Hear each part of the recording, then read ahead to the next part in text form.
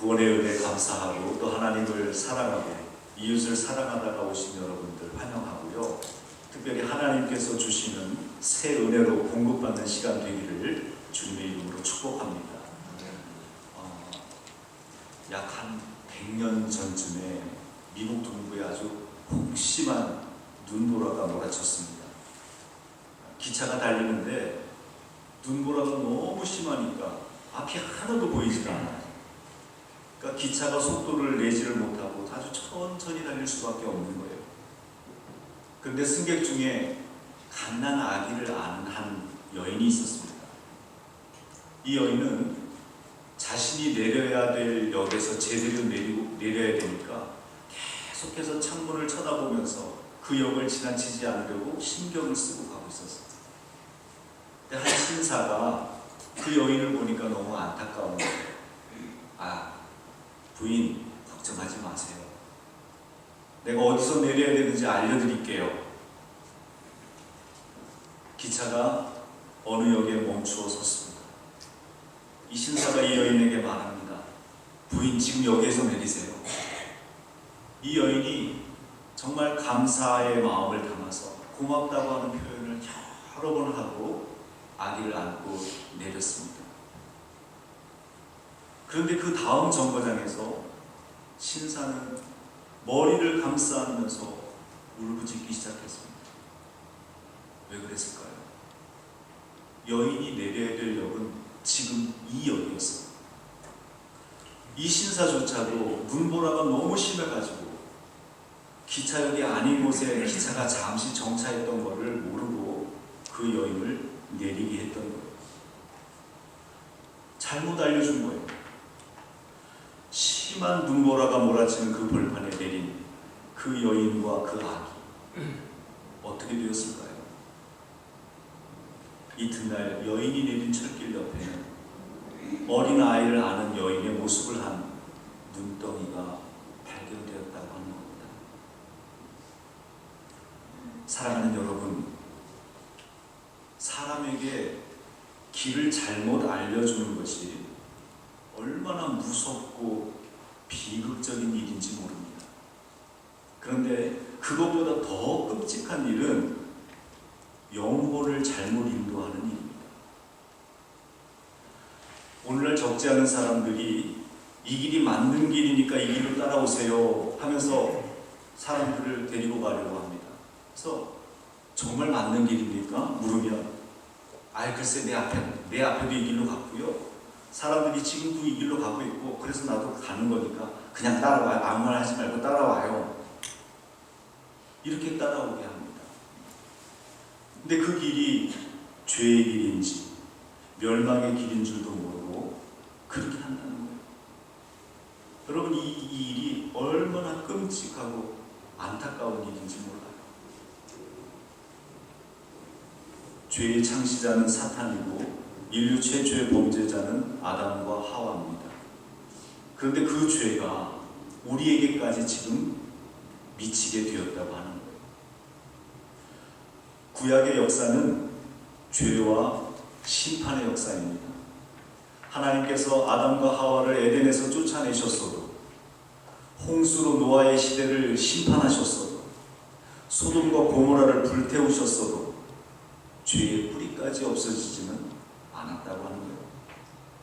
광야 생활에서 반역과 불신앙의 대표자들을 땅에 매장시켰어도 그 죄가 이스라엘 백성들이 가나안 땅에 들어갈 때 그대로 그들의 몸에 묻어가지고 함께 들어갔다고 하는 말이에요.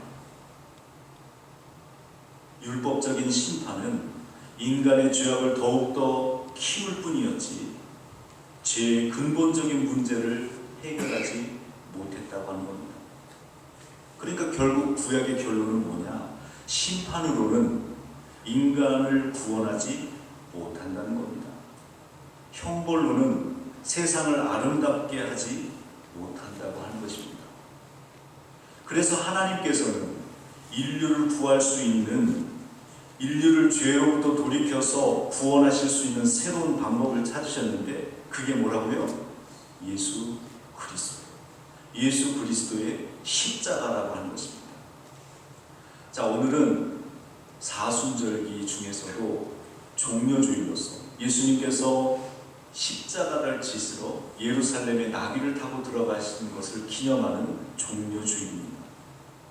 주님께서 십자가를 지시기 위해서 예루살렘에 입성하시고 이번 돌아오는 금요일에 십자가에 달리시는 그 고난을 당하시는데, 그래서 우리가 이번 한 주간을 고난주간이라고 말합니다.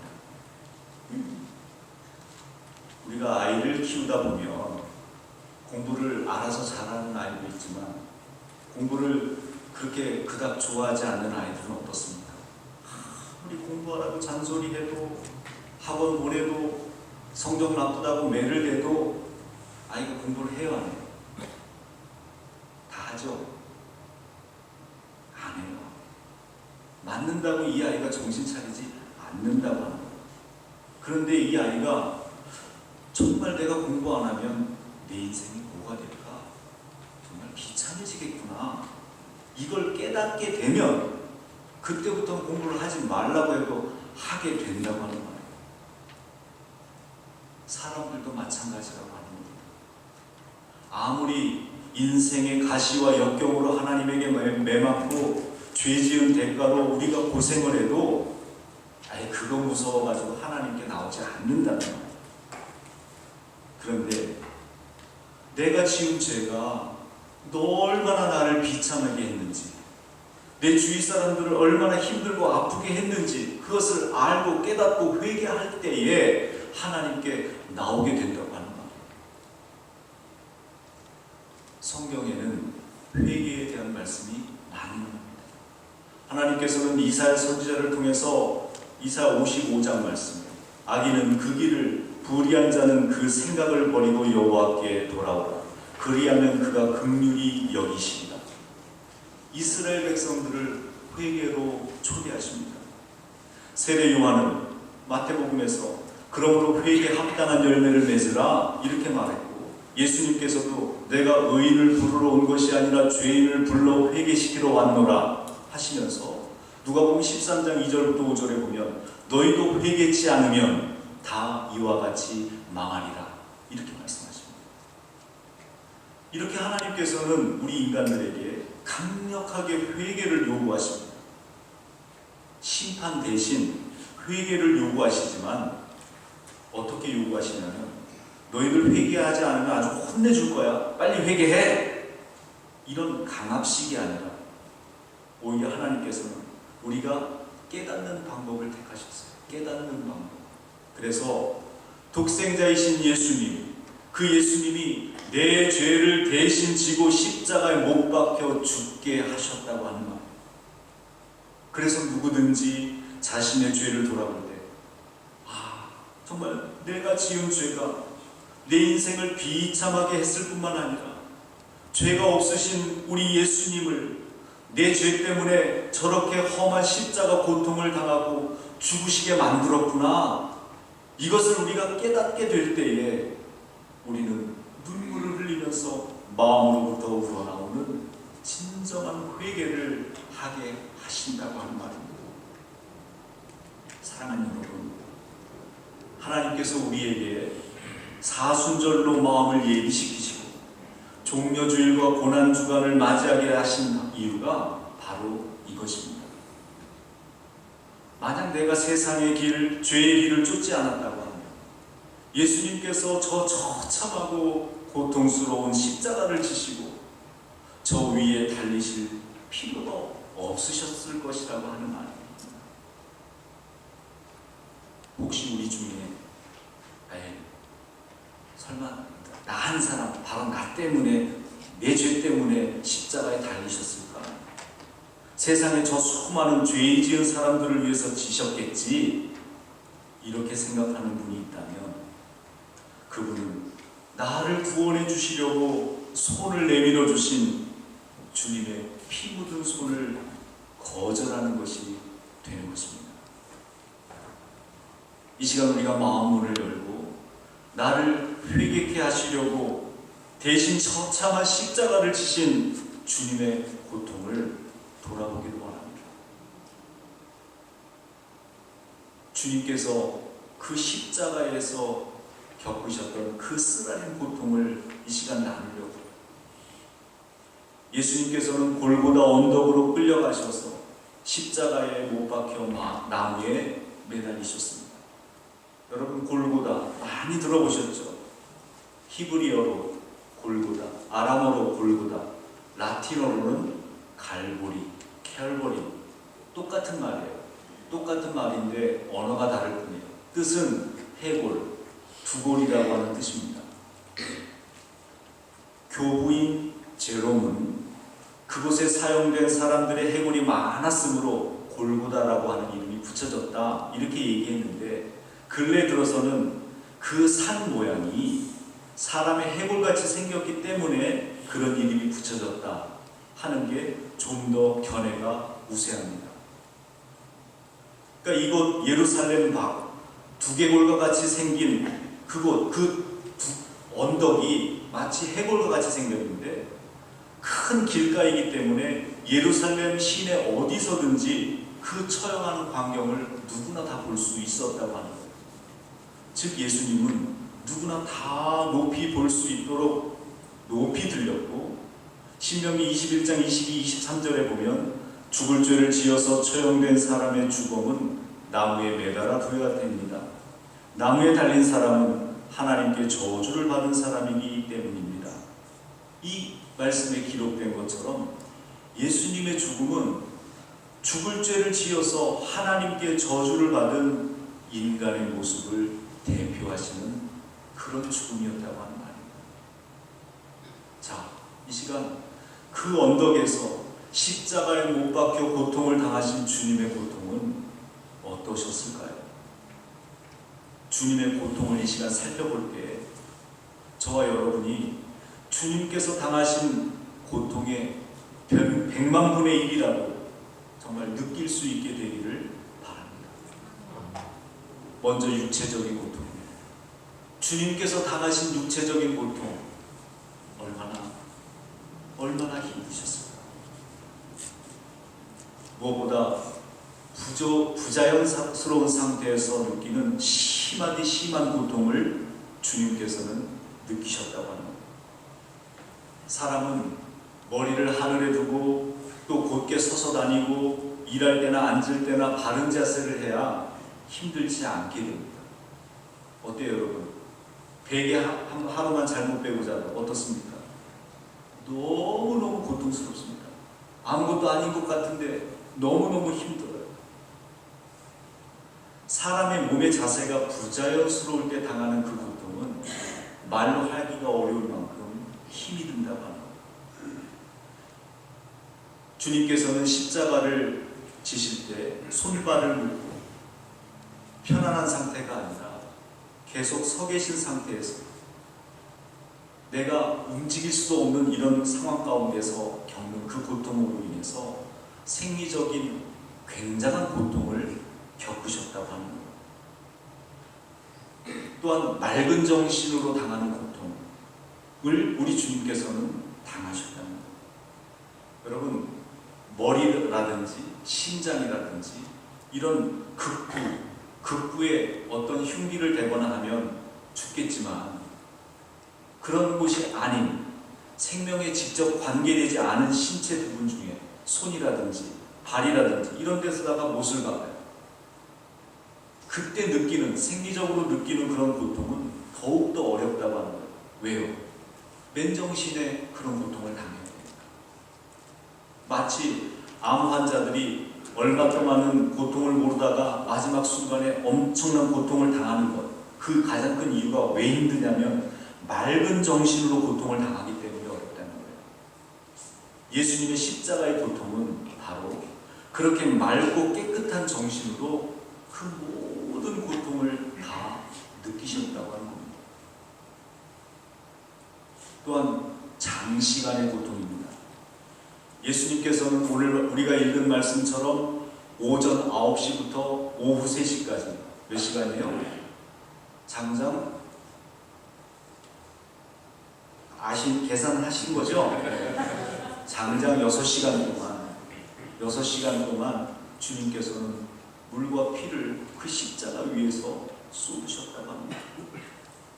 여러분, 고통이 지속이 되면 나중에는 1분 아니 1초만 지나도 너무너무 가중돼서 고통스럽고 힘이 듭니다.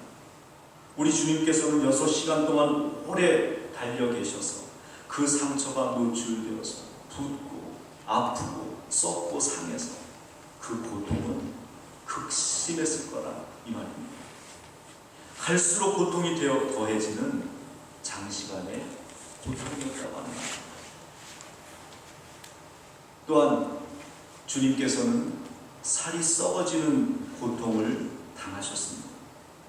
십자가에 못이 박혀서 상처가 넓어진 곳에 동맥으로 흐르는 피를 정맥이 미쳐 나르지 못하니까 그 고통은 극심했을 거예요. 그 결과 살이 썩어 들어가서 벌써 부패 있는 냄새가 나는 그 처참한 광경을 우리가 상상만 해도 그 고통은 말로 형용할 수가 없을 것입니다. 또 우리 주님께서는 탈수의 고통을 겪으셨습니다. 십자가 위에서 그 오랜 신음과 타는 갈증 때문에 받는 그 고통은 너무나도 힘들고 어려웠습니다. 우리 주님께서는 그래서 마지막 순간에 얼마나 힘드시고 고통스러우셨는지 내가 목마르다 이렇게 말씀하신 것입니다. 또 많은 육체적인 고통이 있겠지만 한 가지만 더 말씀을 드리면 통점의 고통이라고 하는 거예요. 예수님께서는 육신의 모든 부분에 고난을 받으셨다고 하는 거예요. 가시면류관을 쓰시고 갈대로 맞고 얼굴에 침뱉음을 당하고 얻어맞고 그의 어깨에는 십자가를 지고 채찍으로 그의 등을 때리고 그의 수족은 못 박히고 그의 옆구리는 창으로 찔렸다고 합니다. 사람의 몸에는 통증이 약 40에서 50만 개가 되는데 예수님은 그 십자가 위에서 그 모든 통점의 고통을 당하셨을 테니까 실로 그 고통은 극에 달했을 것이다 이 말입니다. 이것이 육체적인 고통이고 또 두 번째는 심적인 고통입니다.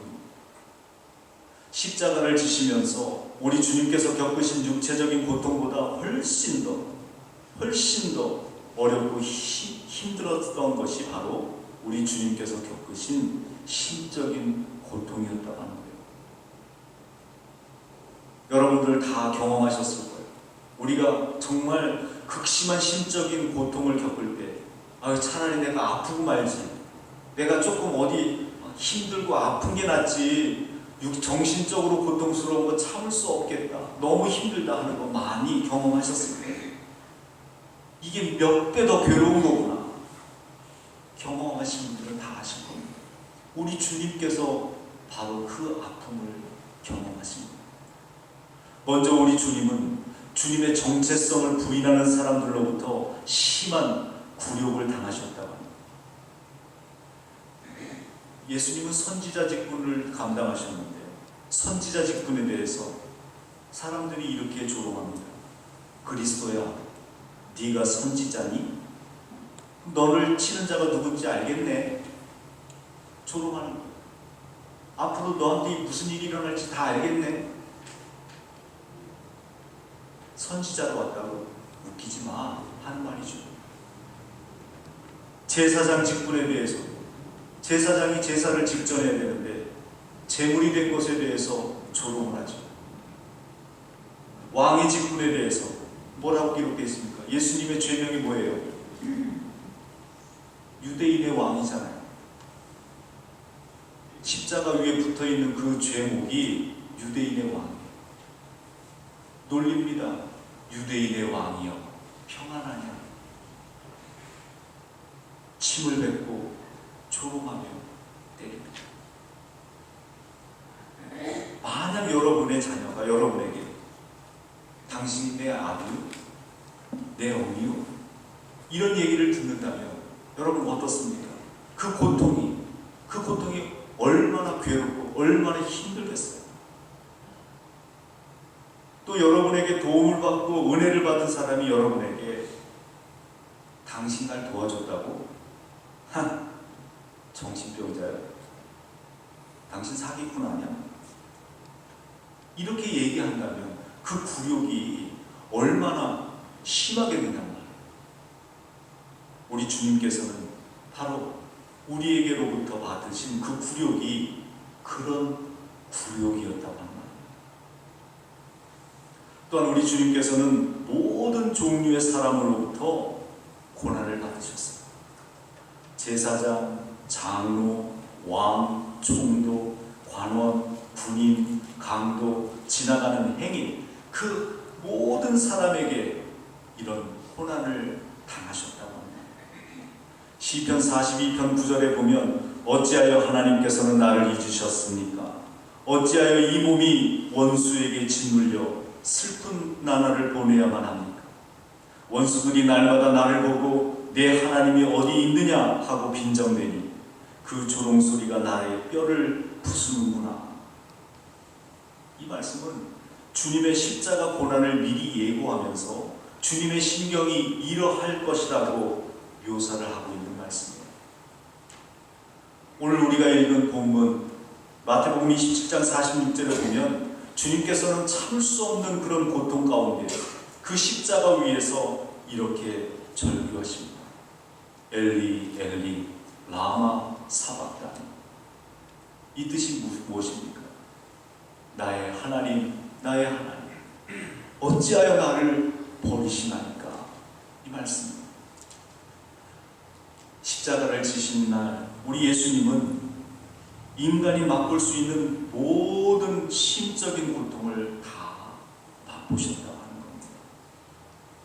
예수님의 마음 고통은 말로 표현할 수가 없어요. 예수님의 마음은 고통으로 터질 지경이었고 그 마음은 산산조각이 났고 마음이 파열되는 고통을 당하신 것입니다. 사랑하는 여러분, 왜 우리 주님께서 이런 고통을 당하시고 이런 굴욕을 당하셨습니까? 예수님은 잘못된 길이 아니라 우리에게 옳은 길을 알려주시려고, 죽을 길이 아니라 우리에게 살 길을 제대로 알려주시려고 이 땅에 오신 것입니다. 오셨을 뿐만 아니라 죽으시면서까지 우리에게 살 길을 알려주시고 우리를 생명길로 인도하시려고 십자가를 지신 것입니다. 여러분, 그 길이 무엇입니까? 회개하지 않으면 죽는다는 겁니다. 우리가 지금 가고 있는 길이 죽는 길이라고 하는 겁니다. 예수님을 통하지 않고는 안 된다고 하는 것입니다. 예수님의 십자가를 믿어야 구원받고 산다고 하는 말입니다. 요한복음 14장 6절에 내가 곧 길이요 진리요 생명이니 나로 말미암지 않고는 아버지께로 올 자가 없느니라. 주님을 통하지 않고서는, 회개하지 않고서는, 주님을 믿지 않고서는 우리가 구원받을 수 없고 죽을 수밖에 없다고 하는 이 진리를 우리에게 알게 하시려고 주님께서 오셨고 십자가를 지신 것입니다. 사랑하는 여러분, 우리가 어찌하면 이 죄 없으신 우리 주님께서 십자가에서 당하신 그 크나큰 고통을 조금이나마 위로해 드릴 수가 있겠습니까? 우리가 어찌하면 그 주님의 굴욕을 조금이나마 감싸 드릴 수가 있겠습니까? 그것은 이 모든 것이 바로 저의 죄 때문입니다 라고 하는 것을 시인하고, 주님께서 나를 살리시려고 죽으신 것을 알고 내가 회개하고 내가 죽을 길이 아니라 살 길로 나가야 되는 것입니다. 주님을 나의 구주라고 높여드리는 거예요. 평생 내가 주님을 위해서 주님을 나의 인생의 주인으로 모시고 순종하는 그 길밖에 없는 것입니다. 그것이 내가 구원받는 길이고 내가 새 생명 얻는 길이고 이 땅에서는 내가 새 삶을 살고 천국에서는 영원한 삶을 살 수 있는 유일한 길이라고 하는 것입니다.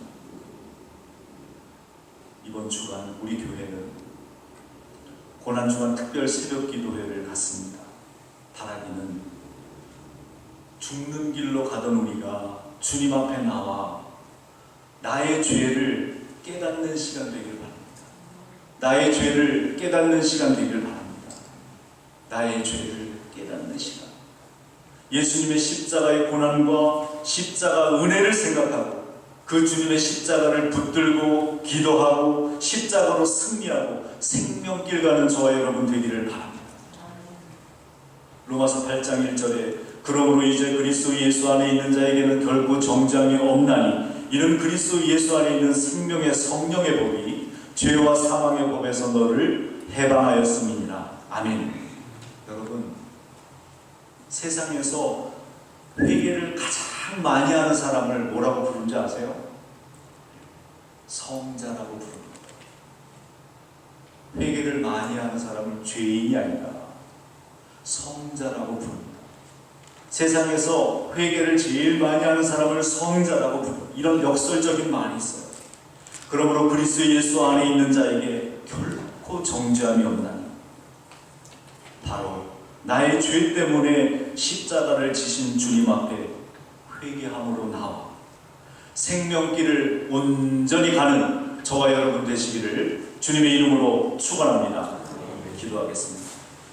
거룩하신 하나님, 오늘 말씀으로 은혜 주시니 감사합니다. 나를 살리시려고 죽어주신 예수님,